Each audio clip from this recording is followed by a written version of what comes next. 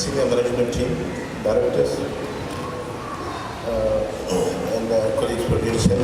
Good morning to you all. Children, good morning to you all. Children, good morning to you all. How are you all today?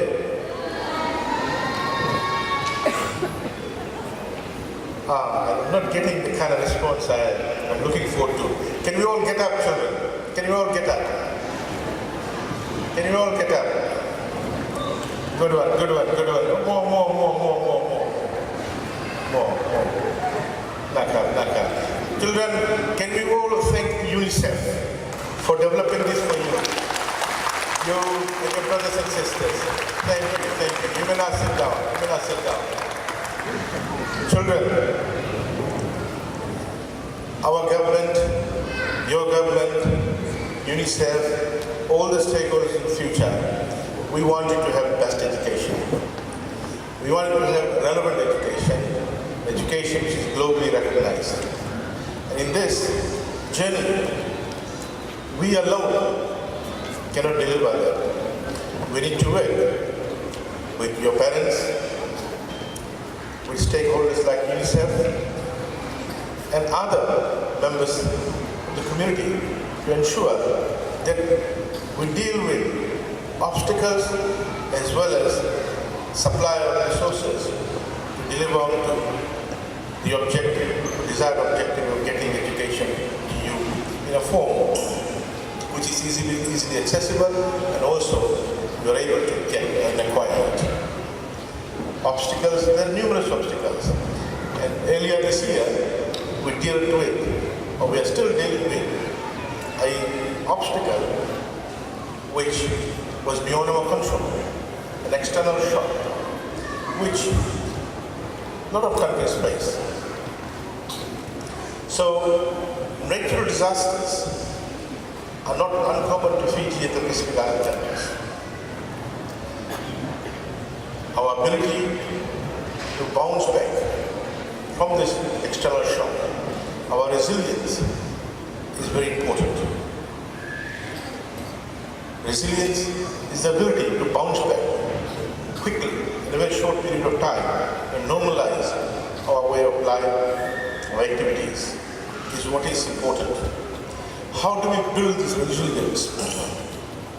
How we shorten the period that gets us to bounce back is through working with stakeholders, identifying some of the immediate needs, identifying those issues which could have a long-lasting impact on you, and dealing with them. And today, I want to once again thank our partner UNICEF for coming to our assistance immediately after Cyclone Winston.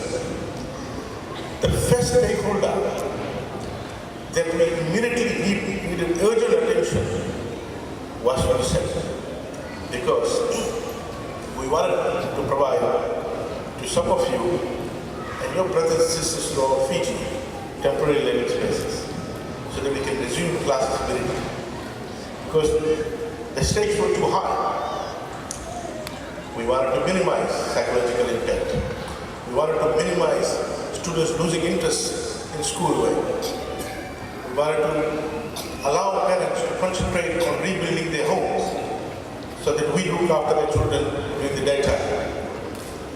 And without the assistance from stakeholders like UNICEF and others as well, Red Cross, OSAID, IGEP, NZA, numerous other stakeholders, both locally as well as international stakeholders, assisted us to first quickly get you back to school.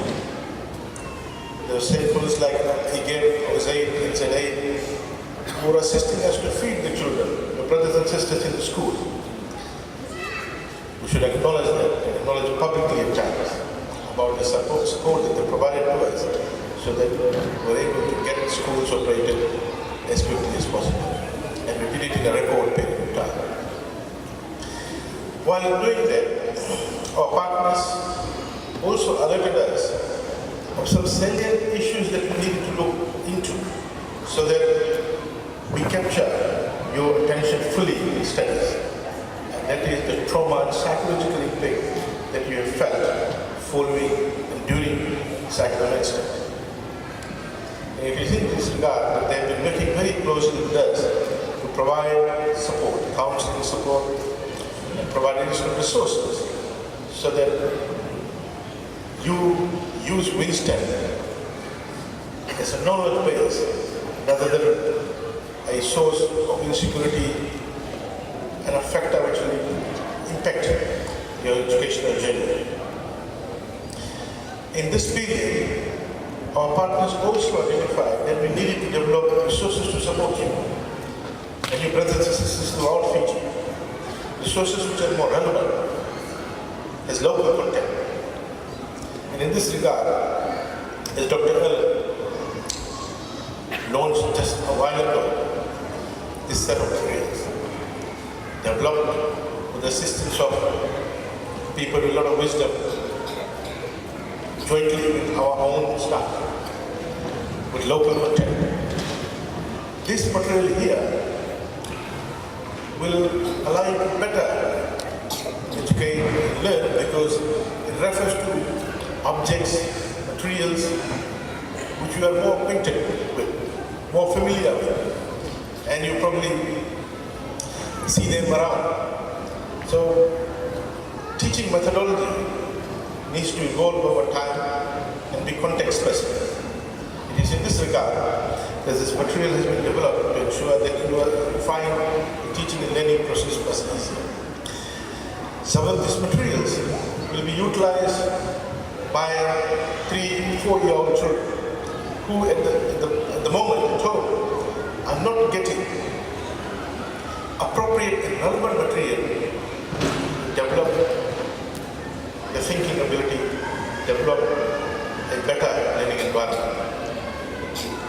As I had announced some time back, that we will be developing materials which is local content and we will be distributing free to households in Fiji, nannies and babysitters. We will be utilizing them to teach the children at home rather than them watching all kinds of reported cartoons which has no relevance or reading materials which may be too foreign and difficult to relate. Here is part one of that. We have now just had discussion about how we will be able to want to get this out across to the 1,000 ECE centers we have in Fiji apart from lower primary. And UNICEF has agreed to support us to provide the required volume of this material so we can supply to all the ECE centers apart from the lower primary schools that we have, close to 750 primary schools, free. We will also work with them to get soft copies of this material to load it up on our homepage so that it's accessible to those people who have access to the internet in the urban area or rural areas. But you do understand, not every household in Fiji have access to internet, and therefore we will be providing hard copies of the support material. We also had discussion today about how we could utilize UNICEF's expertise and resources to develop cartoons for children. Rather than watching Mr. B, these children will now be watching, if possible, daily next year. Locally made cartoons, reference to local material, we have local content. So it will be provided free to all the households with children at home where nannies and babysitters can utilize them.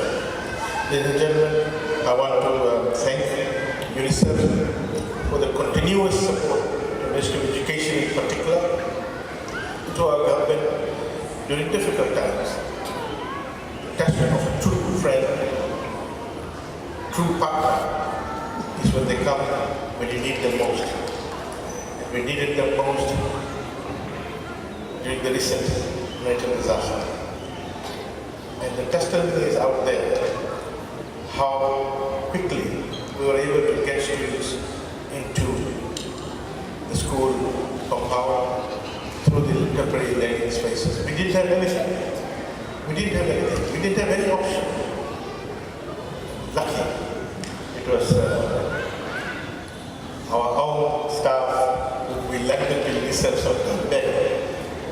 came to us and says, I think we will be able to help you out. And there was a frenzy to go and grab all those temporary learning spaces which normally go in tents. But this was not a normal term. It was indeed a temporary learning space, a simple classroom in a tent. I tell you, it made a huge difference. And the remaining, we were able to look at other spaces around the school, for example, church halls, temple verandas, mosque, prayer rooms, computer labs, science lab, where we reorganized to ensure that teaching and learning is not affected. And later on, we provided another shipment of temporary learning spaces, which we then further distributed to schools to lessen our crowding classrooms. So, ladies and gentlemen, children were here with full commitment to ensuring that you get the best education. There will be external shocks beyond our control, and with these kinds of support and the wisdom that we have applied, we will be able to minimize any negative impact out of the external shocks. At the same time, we in the ministry, with our development partners, are always on the guard to ensure there is no shocks created by us in the system which will have an impact on your education or your education of brothers and sisters of PG. So, ladies and gentlemen, these words I want to thank on behalf of our Prime Minister and the government, UNICEF, thank you very much. This will be put to the best use, and we will, as I showed earlier on, we will use our resources, our infrastructure to get this material out to schools, which often are forgotten, are normally beyond our reach, and the schools in the urban areas tend to benefit a lot. We will immediately work with your team, with the UNICEF team, to take this out to schools in the Maritime Division, as well as the kindergarten in the Maritime, and the deep in Chidia, where children are really looking forward to materials which they could read and refer to and educate themselves. This whole, ladies and gentlemen, I again want to thank UNICEF for launching this material, providing this education so that we can distribute to students jointly with UNICEF. Thank you, Nakan.